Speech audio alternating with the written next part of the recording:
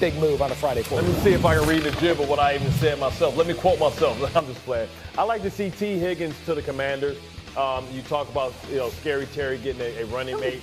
They have $80 million. They can sign everybody. I think it's an attractive destination. Going from Joe Burrow to Jayden Daniels, is a good move. You never want to leave Macaulay Culkin, but if you have to, go holler at Jayden Daniels. J-Mac, I say Joe Burrow's going to want to slap you for that one, taking T. Higgins off of the Cincinnati Bengals. But hey, let me raise you another young quarterback. Why not the New England Patriots and Drake May? They will pay him as much money as he possibly wants. Bro, what are you talking about, Homer? I was only there for 3 seasons. I'm just trying to be a good analyst and make a good match right there. T. Higgins on the New England Patriots, Goss. You're also trying not to say Commanders for every answer. Like Bart, Right. I mean, what's the Commanders' salary cap this year? $400 million?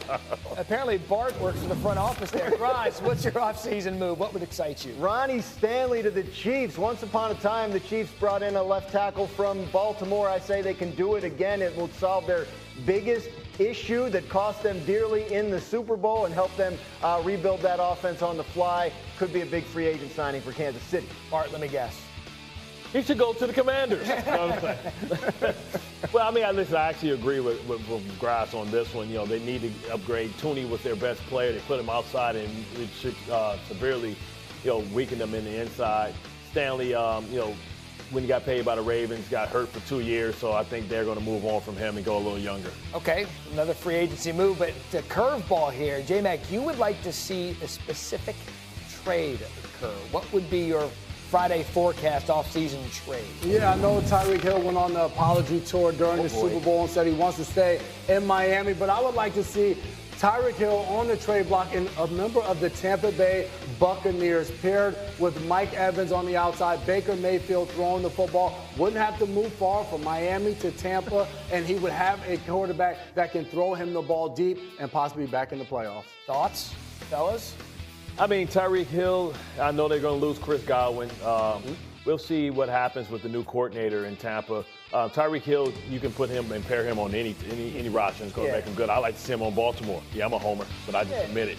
I think he probably ends up staying, but it's interesting. They drafted a kid, Jalen McMillan, who had a big finish to the season in Tampa, so they like him. I mean, look, Tampa's that team, right, that keeps winning the division and then not getting very far in the playoffs, so maybe that's the kind of move that would elevate them beyond that. Yeah, they kind of are to the NFC what the Texans are to wild card weekend in the AFC. A little bit. Get their Just pencil them in. We're the Dolphins in some respects too. Yeah, really right? true. Yeah. That's some talk over on the AFC, but in the NFC, we heard from Dak Prescott this week. He said his Cowboys, they are close, and he actually used the Philadelphia Eagles as an example for how he believes the Cowboys are potentially a couple pieces away from winning a Super Bowl. Now, Micah Parsons, another star for the Cowboys, weighed in on Dallas's upcoming offseason, said this at a Make-A-Wish event the other day, quote, obviously talent is here, but we've just got to finish. Go be aggressive the same way they did, they being the Eagles, I don't want to sit back and just watch other people build and build and build, and I stay the same.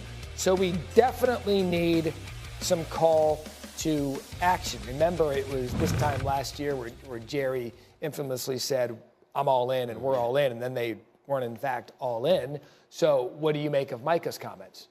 I mean, I think he's sending a warning shot out to Jerry. He's going to get a big contract, maybe the highest paid defensive player in NFL history. But with that comes, limited funds. They already are, 26 in the NFL in salary cap space.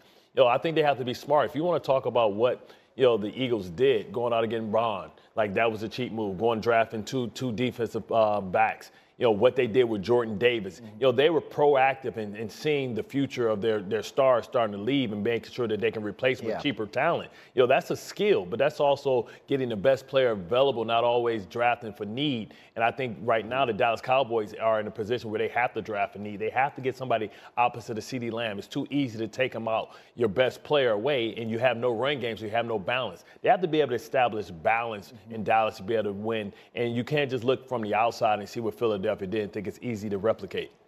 That's key. I mean, right, like Micah is almost oversimplifying what the Eagles did last offseason. Yeah, they got Saquon, great signing. Zach Bond, huge get in free agency. Mekhi Becton moving to guard. 3 great free agency moves. But they don't really work unless they've been drafting well on both lines, which they have. You talk about how they let guys graduate and draft to replace them. They also are very good at something the Cowboys are not, which is going to their players that they want to keep early and getting them on deals that would go up if they waited too long. So there's a lot of roster building layers to what the Eagles have done that go well beyond just, hey, they hit it big in free agency last year. The Cowboys need to examine those aspects of their organization and then use free agency to augment the stuff that isn't there.